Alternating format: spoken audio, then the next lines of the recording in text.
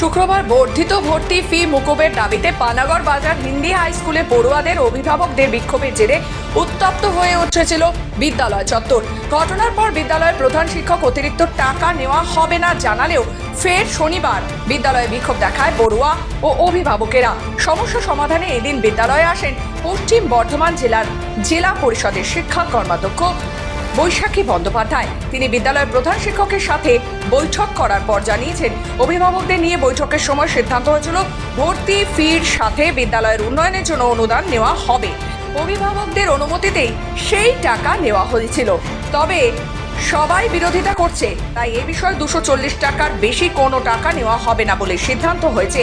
তার অভিযোগ, অভিভাবকদের সাথে মিশে বিজেপি এটাকে নিয়ে রাজনীতি করে এলাকাকে উত্তপ্ত করার চেষ্টা করছে। কারণ শুক্রবারে যে রাস্তা অবরোধ হয়েছিল তার পেছনে বিজেপি ছিল বলে তার দাবি। मंडे को आने सर आप बोले थे कि शनिवार को आने से कल को दिया जाएगा, तो सर बोले कि अगले मंडे को आने। क्यों पूछे नहीं क्यों? सर पूछे थे तो बोल रहा कि मीटिंग होगा तब दिया जाएगा। लेंगे, लेकिन फिर कल को बात हुआ तो बोला कि 240 दिया जाएगा। बोला आज को एडमिशन हो जाएगा, लेकिन आज को आने के बाद बोल रहे कि एडमिशन आज को नहीं होगा, कल को होगा, सोमवार यानी। बहुत मुसीबत में है। आज क्या भर्ती हुआ है? नहीं, भर्ती नहीं हुआ अभी, बोला कि मंडे को करेंगे।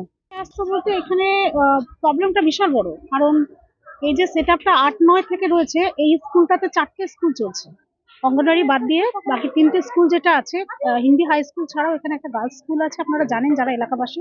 একটা প্রাইমারি স্কুলও রয়েছে এই একটা বিল্ডিং এর মধ্যে। এবং এদের যা বাকি যে সমস্ত খরচাগুলো থাকে আর কি স্কুলের, ইলেকট্রিক বিল থেকে শুরু করে যে সমস্ত আদার্স খরচাগুলো থাকে,